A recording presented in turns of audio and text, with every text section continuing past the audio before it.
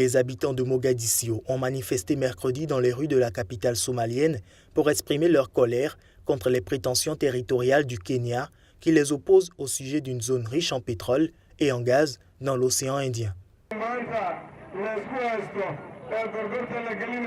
Nos frontières maritimes sont disputées, donc notre héritage et l'héritage de nos enfants ne seront pas à vendre, n'est-ce pas? Cependant, nos frontières ne sont pas négociables, que ce soit en mer, sur terre ou en air. La Somalie et le Kenya se disputent de vastes secteurs maritimes de plus de 100 000 km² dans l'océan Indien. Pour la Somalie, sa frontière maritime avec le Kenya suit le tracé de la frontière terrestre en s'enfonçant dans l'océan vers le sud-est. Pour le Kenya, au contraire, sa frontière avec la Somalie suit une latitude horizontale d'ouest en est. Les manifestants lancent un appel au gouvernement. Nous demandons au gouvernement somalien de surveiller et protéger nos eaux territoriales. Le Kenya ne doit pas pouvoir le prendre de force, ni de jour ni de nuit. Le Kenya rappelle qu'il exerce sa souveraineté sur la zone contestée depuis 1979 lorsqu'il a proclamé les limites de sa zone économique exclusive. Nairobi affirme également s'être accordé en 2009 avec Mogadiscio pour résoudre le différend par des négociations et non par un arbitrage judiciaire. Les deux pays présentent depuis lundi leurs arguments devant la Cour internationale de justice de La Haye.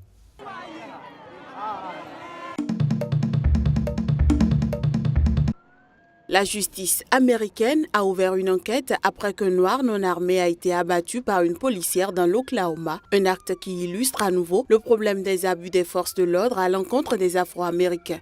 La scène qui s'est déroulée vendredi sur une route de l'Oklahoma a été filmée sous deux angles différents par des caméras embarquées dans un hélicoptère et une voiture de la police. On y voit un homme, Terrence Crusher, tenu en joue par les policiers, marcher jusqu'à son véhicule alors qu'il garde les mains en l'air. Crusher, qualifié de sale type par un policier s'exprimant à bord de l'hélicoptère, semble approcher ses mains de sa voiture alors qu'il est encerclé de près par les agents. Il est alors mortellement touché par balle et s'effondre au sol.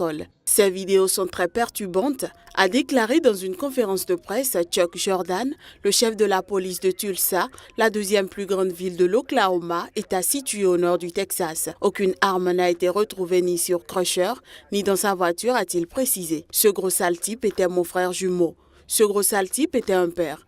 Ce gros sale type était un fils, a souligné la sœur de la victime Tiffany Crusher, âgée de 40 ans comme lui. Betty Shelby, la policière qui a abattu Terrence Crusher, a été suspendue de ses fonctions. Les investigations sur l'affaire sont désormais sous la responsabilité des autorités fédérales à Washington. Encore un noir non armé tué dans une intervention de la police. Cela devrait être intolérable. Il y a tellement de travail à effectuer, a réagi mardi Hillary Clinton, la candidate démocrate à la présidentielle. Le décès de Terrence Crusher vient s'ajouter à plusieurs affaires similaires de brutalité policière à l'encontre de noirs non armés ces 2 dernières années. C'est par un plaidoyer sur la Syrie que le secrétaire général de l'ONU a ouvert mardi la 71e session annuelle de l'Assemblée générale de l'Organisation des Nations unies. Dans son dernier discours devant l'Assemblée générale, Ban Ki-moon a exhorté les dirigeants mondiaux à mettre fin au carnage en Syrie et à lutter contre le réchauffement climatique. L'attaque choquante, sauvage et apparemment délibérée d'hier d'un convoi humanitaire du Croissant Rouge syrien arabe de l'ONU est le dernier exemple. L'ONU a été contrainte de suspendre les convois humanitaires à la suite de cette atrocité. Ce conflit qui a fait 300 000 morts et jeté sur les routes des millions de réfugiés domine les discussions en marge de l'Assemblée. Le président américain Barack Obama a appelé à poursuivre les efforts diplomatiques en Syrie en dépit des revers. Dans un pays comme la Syrie, où il n'y a pas de victoire militaire à gagner, nous allons devoir poursuivre le travail acharné de la diplomatie qui vise à mettre fin à la violence et à apporter une aide aux personnes dans le besoin, à soutenir ceux qui poursuivent un accord politique et peuvent voir ceux qui ne sont pas comme eux comme des personnes qui méritent la dignité et le respect. Sans mentionner directement le fragile cessez-le-feu négocié avec Moscou qui est en train de voler en éclats, Obama a dénoncé avec force l'attitude de la Russie qui tente de retrouver sa gloire passée grâce à la force. pointant le régime syrien responsable, selon lui, de l'échec du cessez-le-feu conclu sous l'égide des États-Unis et la Russie. François Hollande lance également un appel à la communauté internationale.